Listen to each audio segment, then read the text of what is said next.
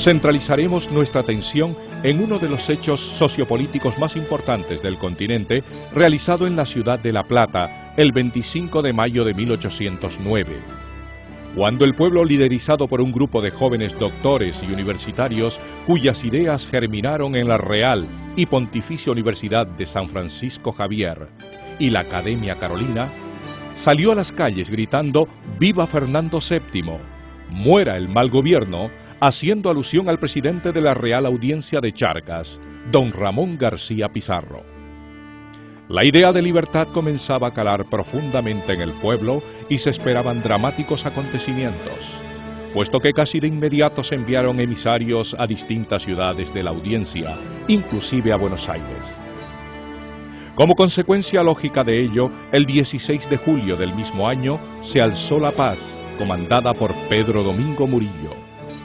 El 14 de septiembre de 1810 hace lo propio Cochabamba, dirigida por Esteban Arce. Santa Cruz ejecutará lo suyo el 24 de septiembre del mismo año. Coincidentemente, Potosí y Trinidad en Mojos lo hacen el 10 de noviembre de ese año. Tarija lo hará el 15 de abril de 1817. El alzamiento de Oruro se produjo a los pocos días del triunfo de los patriotas en Cochabamba, liderada por Tomás Barrón. Es ahora cuando hacemos un alto en el relato histórico que de por sí y por su trascendencia nos apasiona. ¿Cómo fue la revuelta cruceña del 24 de septiembre de 1810? Conozcamos mejor a esta ciudad, cuya distancia con las urbes del Alto Perú la hacían poco partícipe de los conflictos de las tierras altas.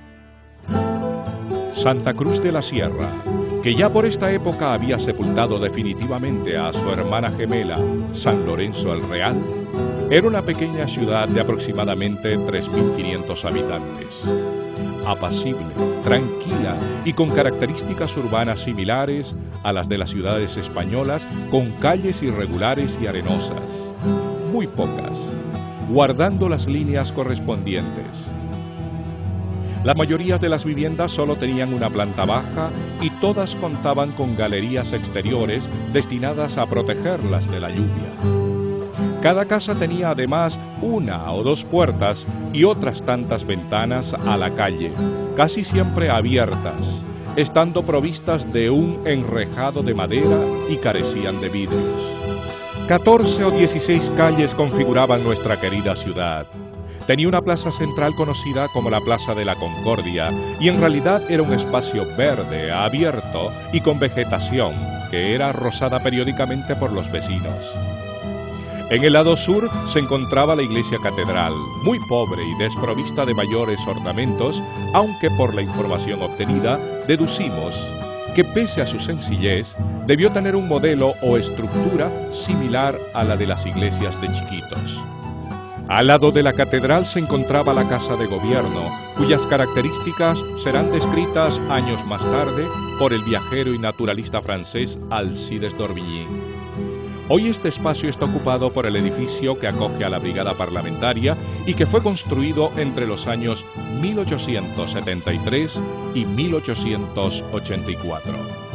En la acera oeste se encontraba el único edificio de 2 plantas en el entorno de la Plaza de la Concordia y era el Colegio Seminario, luego llamado también Colegio de Ciencias y Artes y más tarde Colegio Nacional. Ocupaba el área donde ahora se encuentra el Cine Palace y la Casa de la Cultura. La parroquia del Sagrario, dependiente del Colegio Seminario, ocupaba la parte colindante hasta la esquina, hoy ocupada por el edificio central de la Universidad Autónoma Gabriel René Moreno. Allí, en el histórico Colegio Seminario, se forjaron 3 siglos de nuestra vida espiritual e intelectual. En cuanto a las otras edificaciones importantes, sabemos que en la esquina de lo que hoy son las calles Chuquisaca y Vallivián, existía la única casa particular de 2 plantas y perteneció a la familia Suárez, y fue construida en base a un modelo hispano-musulmán. No podemos dejar de mencionar la existencia de otras iglesias como la del convento La Merced, ubicada en el lugar que mantiene actualmente y cuya importancia fue notable, pues por muchos años ungió como catedral de Santa Cruz. La otra iglesia conocida fue la de la Misericordia, hoy Jesús Nazareno, ubicada en la zona sur de la ciudad.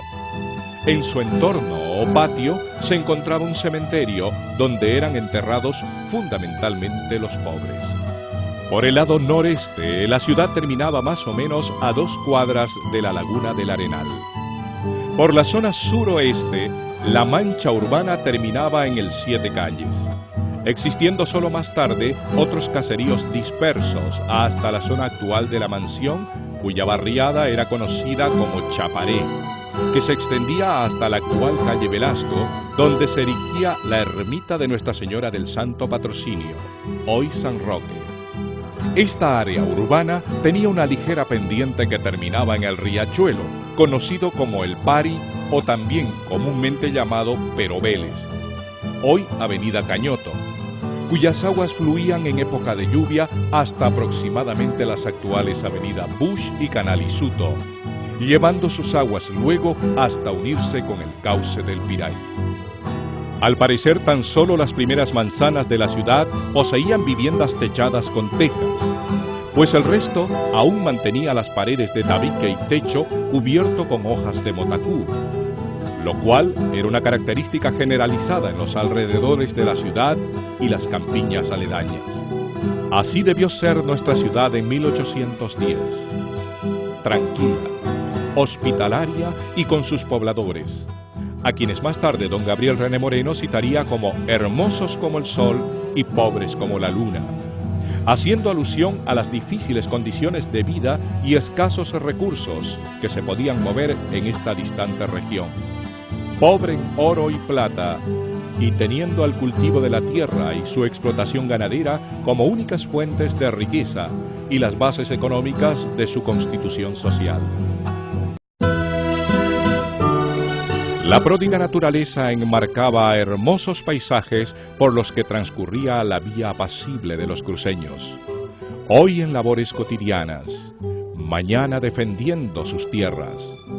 La relación del hombre de la llanura con su entorno natural estaba profundamente enraizada. De ahí, el cariño entrañable que los cruceños, ya sean de la aristocracia criolla, que era la dominante, como así también los mestizos, campesinos e indígenas, tuvieran un sentimiento afín hacia esta hermosa tierra. La explotación agrícola y el régimen de servidumbre, existente entonces como hoy, no habían provocado ese resentimiento de origen económico tal cual en el Perú y el altiplano. Algo más por derecho secular. En Santa Cruz, ni blancos ni indios pagaban alcabala ni tributo. A esta ciudad arriba a principios del año 1810 el joven doctor Antonio Vicente Seoane y Robledo, hijo del gobernador intendente de gobernación o subdelegado Antonio Seoane de los Santos, cuya vida languidecía. Finalmente muere en abril de ese año. Seoane trabajó eficazmente y buscó aliados a su causa, que era la causa pregonada en Charcas, y cuyo objetivo era destituir a las autoridades de turno, so pretexto de adhesión firme a la monarquía española en la persona del muy amado Fernando VII. La única revuelta o insurrección destacada que se había dado en nuestra ciudad sucedió tan solo un año atrás, provocada por los negros esclavos y libertos, en alianza con algunos grupos indígenas, quienes, cansados de esperar la tan ansiada manumisión o libertad, pregonada desde tierras lejanas, se sublevaron. Al parecer, tal situación debió darse el 15 de agosto de 1809, día de Nuestra Señora de la Asunta. Se rumoreaba que los negros pasarían a degüello a sus amos blancos. El movimiento abortó y fracasó, porque fue detectado a tiempo. A fines de agosto de ese año 1810, arribaba a nuestra ciudad otro doctor.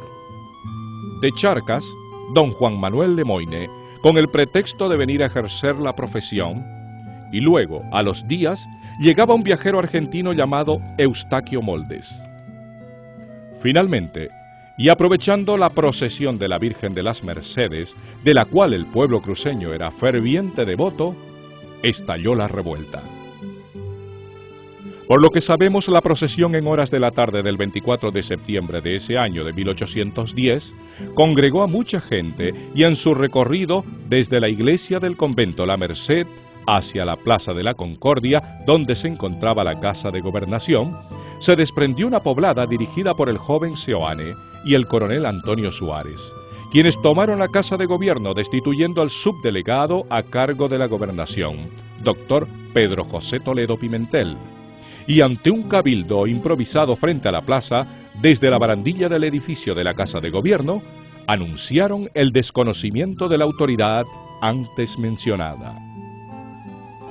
Posteriormente se proclamó el nuevo gobierno, la Junta Provisoria, siguiendo el modelo de la Junta de Buenos Aires, y estaba presidida por el doctor Antonio Vicente Seoane, el coronel Antonio Suárez, segundo jefe de la guarnición de Cordillera, el cura José Andrés Salvatierra, Juan Manuel Lemoine y el argentino Eustaquio Moldes. Este último había llegado desde Buenos Aires y estaba encargado, como ya dijimos, de difundir las ideas de la Junta Gubernativa de Mayo.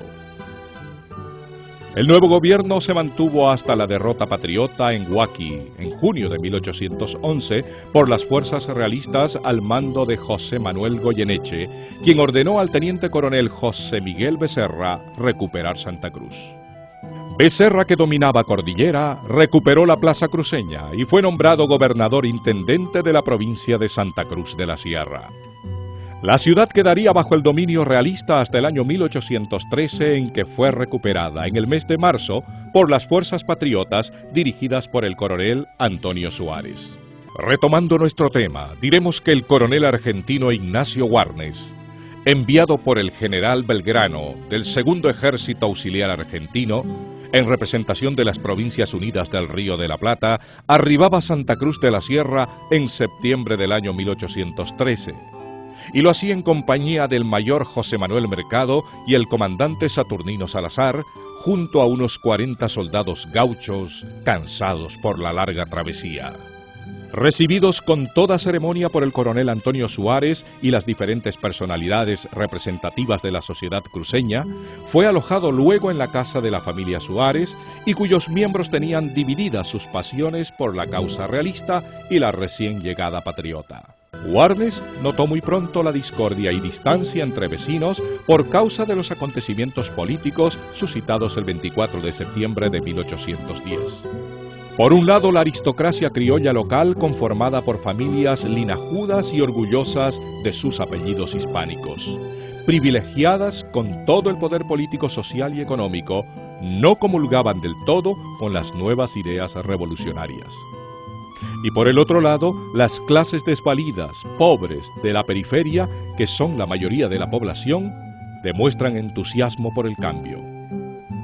Ignacio Warnes, como nueva autoridad política y administrativa, comienza el cumplimiento de su misión, cual es trabajar para la organización y defensa de Santa Cruz. Hombre hábil e inteligente, comenzó progresivamente a ganarse la confianza de un importante grupo de cruceños. El objetivo era ir constituyendo la patria libre, con todo el territorio de su pertenencia, y muy pronto comprendió que los hombres procedentes de las familias humildes de los alrededores, más los esclavos negros que habían huido de Brasil y de las tierras altas, serían la base de su organización popular. Así pues, pronto dictó un decreto de manumisión de todo esclavo que se presente al servicio de las armas para defender la patria, con lo que se organizó el Batallón de los Pardos. Progresivamente se instalarían en Jitapaqui, el centro de caballería, un torreón de la pólvora y fundición cerca de la Barranca del Pari, actual calle Mercado desde la avenida Cañoto. En los cuarteles de la ciudad se instalaron los talleres de artesanía donde se preparaban los pertrechos para la lucha armada. Las costureras confeccionaban los uniformes a los soldados y, en fin, la ciudad bullía de actividad, preparándose para los acontecimientos que estaban próximos a llegar. 2 serán los triunfos militares del coronel Ignacio Warnes, secundado por el coronel José Manuel Mercado, nuestro recordado trovador José Manuel Vaca Cañoto, el comandante Saturnino Salazar y otros. La batalla de Florida, realizada en esa población el 25 de mayo de 1814. En ella la tropa de Warnes luchó aliada junto a la del general José Antonio Álvarez de Arenales, quien había perdido su gobernación en Cochabamba. El derrotado en esta oportunidad fue el coronel realista José Manuel Blanco. La batalla de Santa Bárbara, realizada en Chiquitos el 7 de octubre de 1815. En esta oportunidad el ejército de Warnes tuvo que enfrentar a la tropa del jefe realista Udaeta y del gobernador militar de esas misiones, Alto Aguirre, quien utilizó para sus fines a cientos de indígenas chiquitanos. Finalmente, el triunfo fue para la causa patriótica. Pronto volvería victorioso Warnes desde la Chiquitanía y a su arribo a la ciudad de Santa Cruz se enteraba de cierta convulsión social que tenía alterado al vecindario. Así ingresamos al año 1816. Se mantenía una tensa calma, pues las victorias de Florida y Santa Bárbara templaron el espíritu de los soldados, aunque muchos de ellos aún soportaban la fiebre terciana contraída en la campaña de Chiquitos. Se alternaban en los preparativos militares y la vida cotidiana alegres fiestas patriotas. Pero negros nubarrones asomaban en el horizonte. Llegaban alarmantes noticias.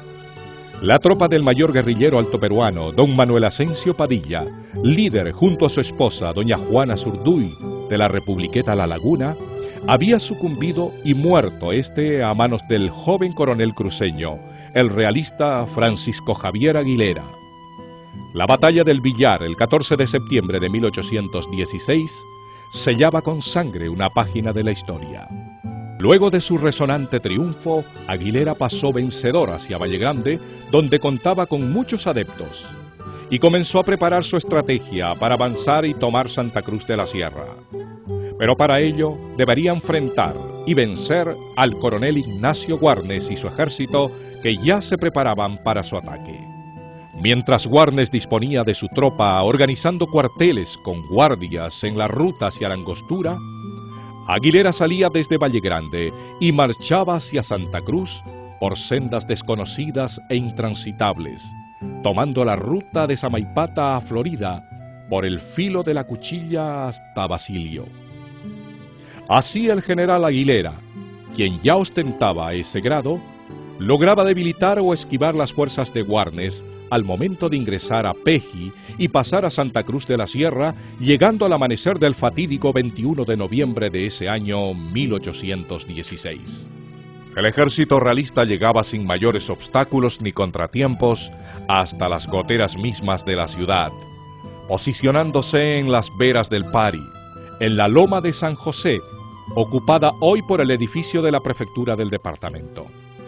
Sobre este campo de no más de 1 kilómetro de este a oeste, hasta aproximadamente la actual ubicación del monumento al Chiriguano, y 100 metros de ancho, circundado de bosques altos, montículos de arena compuestos por islas de bosques, hierbas y barbechos, se librará una de las batallas más sangrientas de la lucha por la independencia.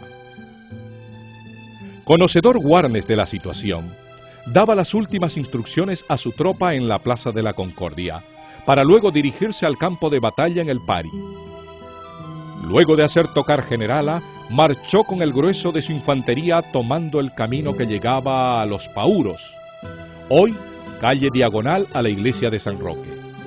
En el cuartel del barrio de La Pólvora, actuales calle Mercado desde la Velasco hasta la avenida Cañoto. En el Torreón, todo estaba listo con los pertrechos de guerra y así la tropa salía a la pampa arenosa del Pari, cerca del lugar que hoy ocupa la ex terminal de ómnibuses. Aproximadamente 1.500 hombres del lado del coronel Ignacio Warnes entraban al combate a vencer o morir con gloria por la patria.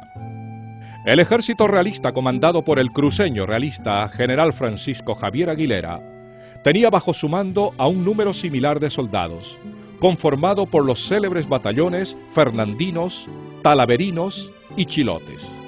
Hijos de esta tierra, buscando consolidar un ideal de hombres libres para las generaciones venideras, entraban resueltos al campo de combate. El ejército realista traía consigo la causa de su majestad el rey y representaba los intereses opuestos del bando patriota. La tradición dirá luego que después de casi 9 horas de lucha, las aguas del Pari se tiñeron de sangre y corrieron así en la mayor batalla por la lucha de la independencia.